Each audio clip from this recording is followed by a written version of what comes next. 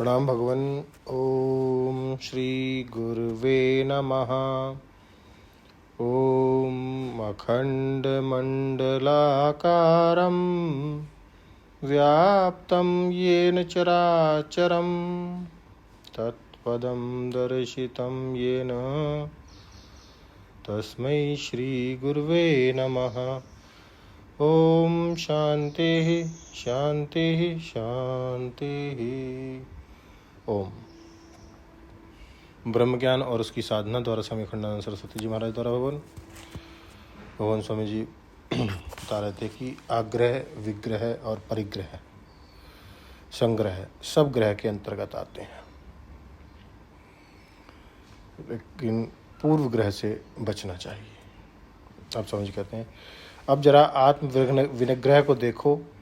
आत्मा के उपकारी को ही यहाँ आत्मा कहा गया है। जैसे किसी से कहें तुम्हारी आँख यहीं रह गई, भले भाई लेते जाओ, तो क्या मतलब होगा? उसका मतलब होगा कि उसका चश्मा यहाँ रह गया है। आँख से देखने में चश्मा उपकारी है, इसलिए चश्मे को भी आँख बोलते हैं। इसी प्रकार आत्मा के सोचने में, विचारने में, भोगने में मन उपकारी है। इसलिए आत्मा शब्द से आत्मा के उपकारी मन का भी ग्रहण होता है। उसको संस्कृत भाषा में लक्षणा बोलते हैं। जहाँ शब्द के मुख्यार्थ का ग्रहण न करके उससे संबंधित गौणार्थ का ग्रहण किया जाए, उसे जहत लक्षणा बोलते हैं। इस प्रकार जहत लक्षणा से आत्म विनिग्रह में आत्मा शब्द का अर्थ मन है। यह जो मन है, इसका विनिग्रह चाहिए। विनिग्रह में क्या क्या बात है? विशेष निग्रह, इसका अर्थ ना तो मन को मारना है और ना मन को दफनाना है। योगी लोग मन को दफनाते हैं, मन को समाधि दे दी। बाबा जी मरते हैं तो उनको समाधि दे दी जाती है, और मियाँ साहब मरते हैं तो उनको कब्र में दफनाया जाता है। तो दफनाना या समाधि देना दोनों के माने है मन को मारना। तो आत्म विनिग्रह का अर्थ मन को मारना नहीं, विशेष निग्रह करना है। विशेष निग्रह माने मन को साधना, मन हमारे इशारों को समझे। विनिग्रह माने काबू में करना, और विनिग्रह माने विशेष रीति में से काबू में करना। मन वह खुद देखें तो वहाँ रुक जाए, उसमें कूद ना पड़े। मन वह खड्ड देखे तो वहाँ रुक जाए, उसमें कूद ना पड़े। आँख से देखे तो बचा ले, बुरे रास्ते से न जाए। लगाम ढीला रखने पर भी कायदे से ही चले। घोड़ों के स्वभाव के बारे में आपने सुना होगा, या कभी आप लोग चढ़ते होंगे तो जानते होंगे। वे लगाम खींचने से भागते हैं और लगाम ढीली छोड़ देने से सीधी चाल चलते हैं। इंद्रियाणि ह्यन अन्याहु। इंद्रियों का स्वभाव कैसा है कि घोड़े जैसा है।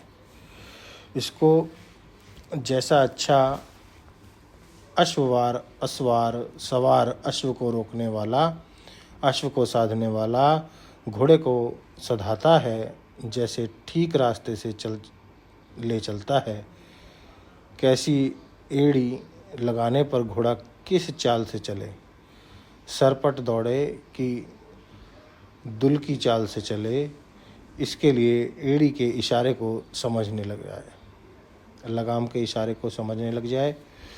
वैसे ही मन हमारे इशारे को समझने लग जाए। यही मन का विनिग्रह है। अब हमें मन से क्या करना क्या है कि मन से आत्मा अनात्मा के बारे में विचार करना है, साधन असाधन के बारे में विचार करना है, विषय भोग के बारे में विचार करना है। सिनेमा में एक तरह का मकान देखकर आए, एक तरह का फर्नीचर देख के आए, अब मन उसी के बारे में सोच रहा है। जानते हैं कि हम अपना घर वैसा नहीं बना सकते।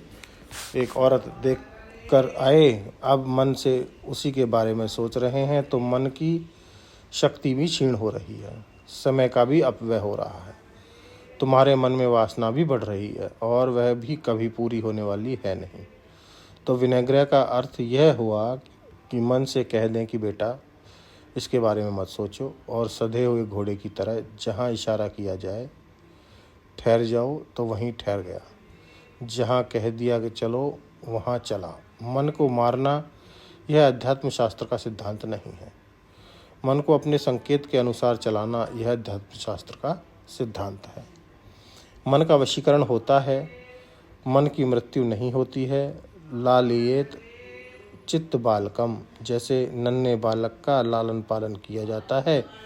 कभी उसको कहते हैं कि यह चीज़ कर लो तो मिठाई खिलवाएंगे, कभी यह भी कहते हैं कि यह काम करोगे बेटा तो जल जाओगे, कभी कहते हैं कि ऐसा काम करोगे तो हम तुमको गोद में नहीं लेंगे, या तो हम तुमको बांध देंगे। दोनों भय और लोभ दोनों वृत्ति चाहिए, और दोनों से मन को साधना चाहिए, और मारना किसी हालत में नहीं चाहिए।